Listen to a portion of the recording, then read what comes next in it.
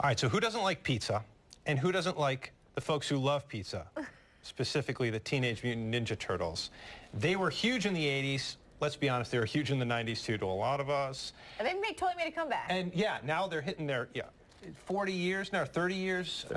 Unbelievable. You're seeing them in movies, recreations. The comic books are still around. And fortunately, we have with us local artist Salvador Otero. He has done what's called a variant cover. We're going to explain that for a new edition of a comic book for the Teenage Mutant Ninja Turtles. And with him, Mike Ringelberg of First Print Comics in Gates. It's a new store. We'll talk about that as well. Thank you both so much for joining us. Thank you. All right. Here's my observation. That's a really cool piece of artwork. I know nothing about the comic book industry. All I know is that looks pretty cool, because not only is it Teenage Mutant Ninja Turtles, but Rochester's in the background. That's correct. I just wanted to incorporate the city in the background, so everyone's kind of wanting them to visit us for a while, so I brought them in on the pages. So great, and they're here to protect us. Yeah. And Mike, this is called a variant cover. Why don't you tell us what that means? Well, it's different than the regular cover. They produce a regular cover, and in this case, what we did was it is exclusive to our shop. It's the only place that you can get it, and the interior is the same story that you would get in the regular issue, but the cover is just it's different. It's a variation or variant, they call it. That's great. You see Shredder in the background and everything like that. And you're going to have a party to release this and offer it up to folks? Correct. It goes on sale today. You can come in and get it today, or if you come in Saturday, we'll be open 10 to 4.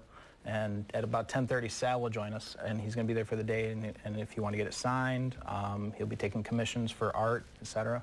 Yeah. That's great. So you guys opened in 2010. Roundabout, yeah. Opened and have become very, very popular. You had this opportunity and said, okay, who can we get to draw this? You thought of Sal right away. Why?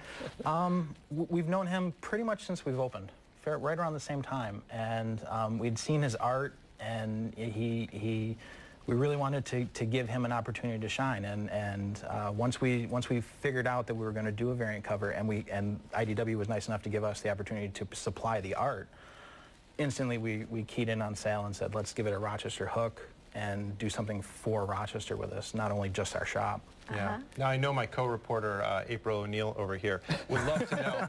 So you don't even get that. See? So, Sal, have you always been a fan of Teenage Mutant Ninja Turtles? What was it like to do a cover like this? Ever since I was a kid, just watching the cartoons.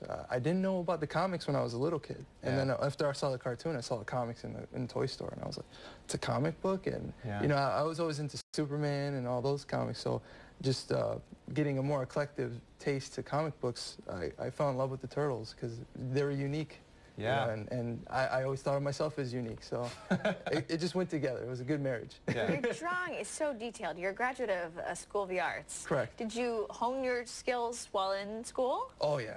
I was always a hobbyist, and then School of the Arts, just molded me into a better artist, and it was all fine arts, and they didn't like the comic books there, and I was just like, well, I still love them, so I can use what I learned here and make my stuff even better. So yeah. And so I just try to be very detail oriented and put little things into the Turtles and little armor and stuff that the Turtles didn't have originally. They used to just look like ninjas, and I was just like, well, they need protection. They're in the city, So I added little things to it to make them more, street savvy.